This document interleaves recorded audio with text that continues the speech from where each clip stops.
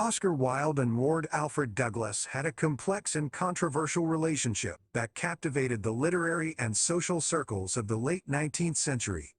The story of their love affair and its subsequent downfall is one filled with passion, scandal, and tragedy. To truly understand their story, we must delve into the lives of these two remarkable individuals and the world they inhabited. Oscar Fingal O'Flaherty Wills Wilde was born on October 16, 1854, in Dublin, Ireland. He was the second of three children born to Sir William Wilde and Lady Jane Wilde, both prominent figures in the Dublin social scene. From a young age, Wilde displayed a remarkable intellect and a love for literature. He attended Trinity College, Dublin, where he excelled academically and became known for his wit and flamboyant personality. Lord Alfred Bruce Douglas, known as Bosie to his friends and family, was born on October 22, 1870, in Worcestershire, England. He came from a wealthy and aristocratic background, with his father being the Marquis of Queensberry. Douglas was a talented poet like Wilde, and his works often explored themes of love and desire. He had a privileged upbringing and was educated at Winchester College and Oxford University. The paths of Wilde and Douglas crossed in 1891, when they were introduced at a gathering of literary figures. Wilde, already an established playwright and literary figure, was immediately drawn to the young and enchanting Douglas. They began a passionate love affair that would ultimately define both of their lives.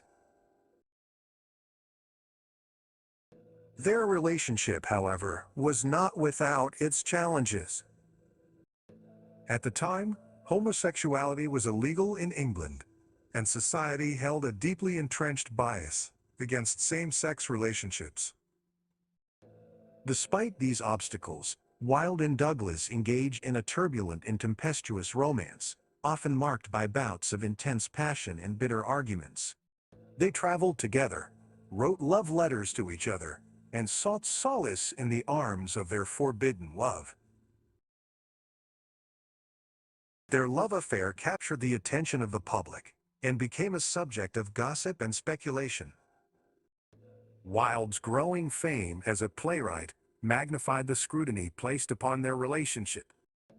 To make matters worse, Douglas's father, the Marquis of Queensberry, vehemently disapproved of the relationship and publicly accused Wilde of being a corrupter of young men. The feud between Wilde and Queensberry escalated, leading to a series of events that would ultimately lead to Wilde's downfall. In 1895, Wilde sued Queensberry for libel after receiving an accusatory note from him.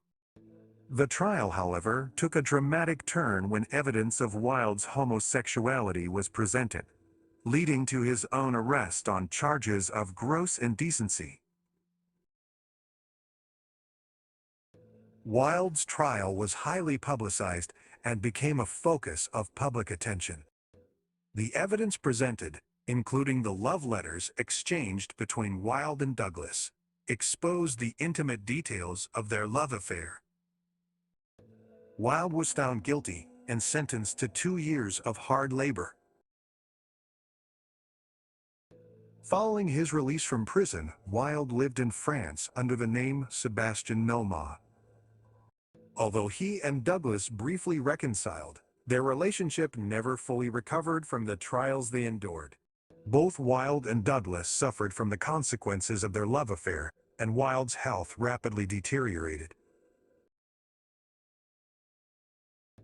Oscar Wilde died on November 30, 1900, at the age of 46, a broken and penniless man. His legacy, however, transcends the tragedy of his personal life. Wilde's wit, his mastery of language, and his unapologetic embrace of individualism continue to inspire and captivate audiences to this day. Lord Alfred Douglas, despite the tumultuous path his life took, lived until 1945. He continued to write poetry that struggled to reclaim his own reputation after being associated with Wilde. Douglas's last years were marked by isolation and financial difficulties. He died on March 20, 1945, largely forgotten by the world.